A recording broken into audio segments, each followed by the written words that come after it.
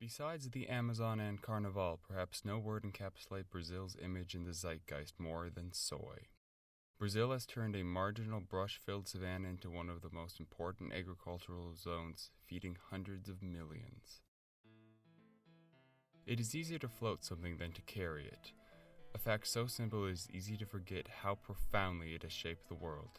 The Egyptians were able to build the pyramids in an age before the wheel because they could ship the stone from their quarries up the Nile all the way to Giza. Even the absolute authority of the pharaohs couldn't make the Egyptians be able to drag a pyramid's worth of stone hundreds of miles across the desert. Rivers are important to economic development because they increase scale and lower costs. Even today, with modern highways and railroads, it is still 1/12 as expensive to transport something over water than over flat land. And that assumes the infrastructure is already built. Rivers act as pre-built highways that can handle drastically more weight, connecting places and building economies of scale. A single Panamax container can handle the equivalent of 14,000 semis. Cheaper transport frees up resources for other things. Every ounce of effort not spent dragging something across the earth can be put towards education or industry or infrastructure or any of the myriad of other things that make development possible. Put another way, rivers allow for the accumulation of spare capital. This is why places with extensive navigable waterways tend to be the most prosperous. The United States is rich in no small part because it has the Greater Mississippi System and the Great Lakes. Early American development and expansion was supported by a wealth of navigable waterways. Settlers could clear a plot of land in the Ohio Valley and be exporting grain to international markets through the port of New Orleans within a year. By enabling the territories to be profitable almost instantly, the river network allowed early American expansion to be self-financed, greatly increasing its speed. Brazil isn't blessed with this beneficial geography. While being home to the largest river on the planet, the Amazon is located in the heart of a vast rainforest, making it useless for economic development. To this day, not a single bridge crosses the Amazon, and what population centers do exist along its muddy banks require extensive subsidies to survive. Further south, the climate dries out and the terrain rises out of the Amazon basin into subtropical and temperate plains. Along the southern and eastern coastlines, an escarpment rises out of the Atlantic, forcing what water falls here inland and ultimately to the Rio de la Plata and Buenos Aires. In between the Amazon and this escarpment lies a vast tropical savanna known as the Cerrado. Larger than Alaska, it represents the interior frontier of Brazil. The name is derived from the Portuguese cerrar and translates to closed.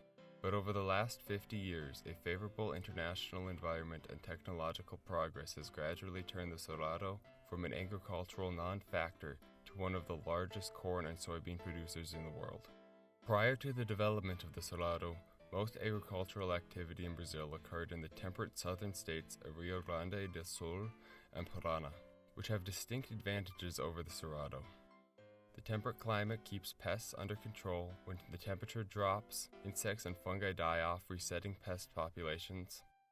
Cooler temperatures also promote a soil regeneration cycle that reduces fertilizer needs. The Cerrado lacks these benefits. The tropical climate enables insects, and especially fungi, to run rampant, requiring high pesticide use to avoid plights of biblical scale. Of particular concern is Asian rust, which started decimating soy fields in the early 2000s and continues to plague farmers today. Before any farming can take place, the land must be cleared. The Cerrado is home to pervasive scrub brush that requires construction machinery to uproot. After being cleared, the soil is exceptionally poor quality. It is naturally acidic and requires repeated treatments of lye to balance the pH. Once this is done, the soil still has no nutrients, so heavy fertilizer usage is required to grow anything. But this also causes weeds to thrive, requiring even more pesticides. It is essentially growing crops in a petri dish. It can be incredibly productive provided the inputs are available, but if anything is missing, the entire crop is lost. Given these challenges, it is remarkable how much progress has been made. The state research firm Embrapa made a series of breakthroughs in the early 20th century in developing new cultivars and soil management. Traditional soy varieties flower when there's 12.5 hours of sunlight per day, but close to the equator, every day is 12 hours long. Researchers at Embrapa bred new strains that grow properly at the equatorial latitudes and drier climates of the Cerrado. Embrapa also developed nitrogen-fixing bacteria that reduced fertilizer usage to the tune of $7 billion annually. Together, these remove the technical constraints preventing cultivation in the Cerrado. One side effect of the American riverine geography is that it promoted smallholders. The Midwest has highly productive soils, so individual families can manage a small farm while still producing enough surplus to export. And because transportation was cheap and easy, there was little barrier to getting crops to market. In Brazil, this isn't the case. On top of the significant cost of treating the soil to make it farmable, and the fertilizer and pesticide requirements, there is no easy way to export grain. The Cerrado is separated from the ocean ports by the coastal escarpment. While the escarpment creates the stunning terrain of Rio de Janeiro, it drops so steeply that it not only prevents rail lines from being built, but it also prevents traditional 18-wheeled semis from using the highways. Every harvest, the highways leading down to Sao Paulo, where half the soy crop is exported, get clogged with trucks carrying soy and corn, causing traffic jams that can take days to clear. The infrastructure and associated costs require a certain scale to fund. Smallholders can't easily finance bringing a farm online or moving the harvest to global markets.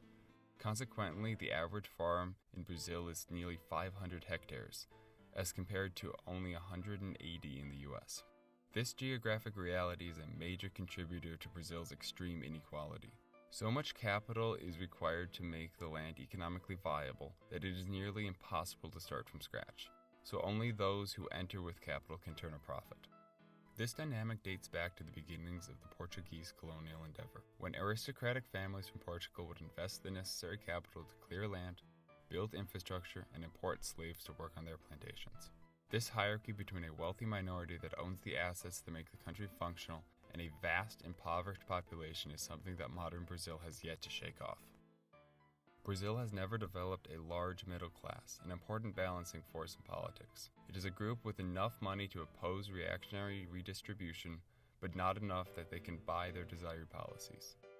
The escarpment forces coastal cities onto small plots, forcing the city's poor into incredibly dense favelas where government services are unreliable or non-existent, creating the conditions ripe for organized crime. The escarpment also separates these cities from each other, limiting the economies of scale that can be achieved. The largest and most economically dynamic city in Brazil is Sao Paulo. It is located where the escarpment breaks and infrastructure can be run relatively easily. It is telling that the capital was moved from Rio to the purpose-built interior city of Brasilia, where governance is easier. Brazil is split into two regions with the same fundamental problem.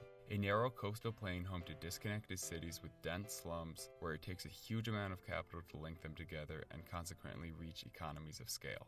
And a vast interior where it takes huge amounts of capital to develop the land and connect it to the outside world.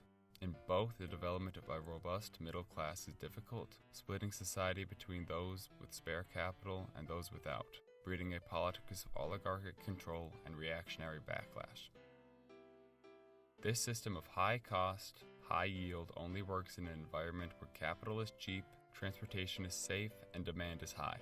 Over the last few decades, we've had all three. Rock-bottom interest rates supplied by an aging wealthy population in the US and Europe, unquestionable maritime security courtesy of the US Navy to import chemicals and export product, and ravenous markets in East Asia, especially the centrality of pork in the Chinese diet. Everything has gone right for Brazil globally over these decades, but even with all that, the average Brazilian is no better off today than they were a decade ago. Should anything go wrong, the future is unlikely to be so good.